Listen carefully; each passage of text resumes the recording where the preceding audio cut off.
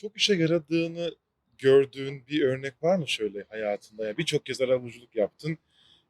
Eminim İngilizce'de caucus denilen, Evet, Türkçe'ye onu özel görüşme evet, diye mi evet, çeviriyoruz biz? Özel evet. görüşmelerde ilk bu özel görüşmeyi yapmışız. Yani arabuluculuk seansında bize, oturumunda bize söylemedi ama baş başayken şunu gördük dediğin bir şey oldu mu şöyle hani paylaşabileceğin bir örnek? Ya aslında birkaç tane hiç unutamadığım şey Var mı? oldu Hı hı. yıllar içinde.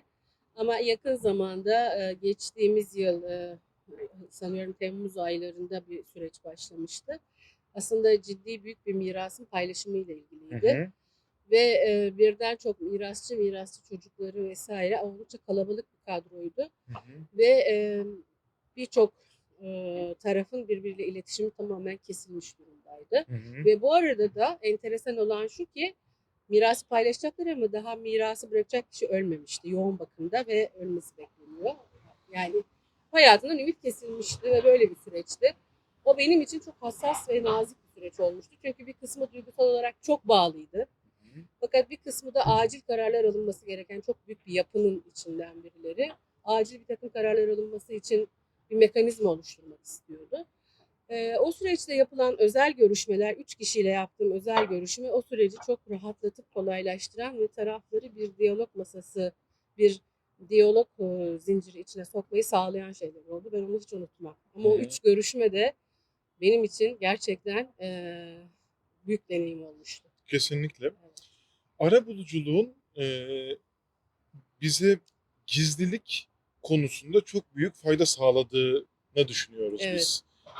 Ve bu nedenle aslında hem hızlı hem de gizli bir çözüm.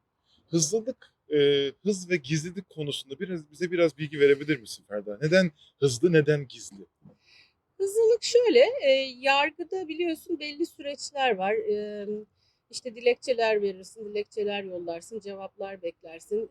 Yargı yükü ağır olduğu için takvim senin istediğin hızla ilerlemeyebilir. Hı hı. Tanıkların dinlenmesi, bilir kişiler, keşifler vesaireler.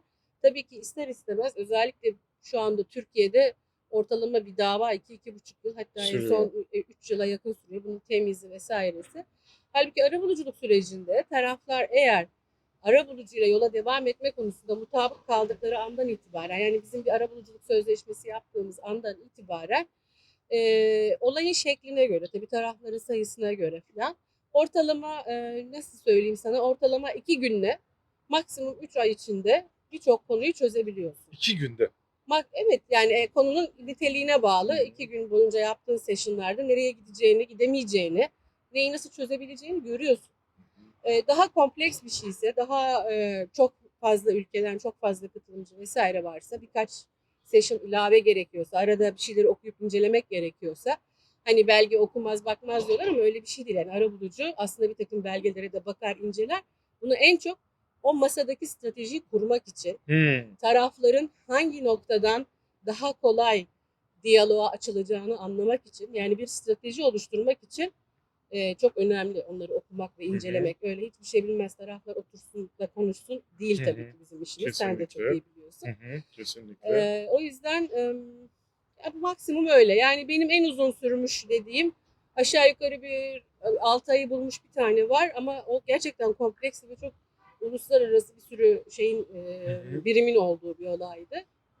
Aslında o da 6 ayın sonunda kısmi anlaşmayla bitti ve kısmi anlaşma bile onlar açısından çok büyük bir success'ti. İnanamıyorlardı.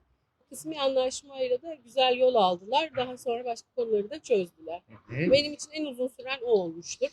17 tane falan session yaptım. 17. Evet.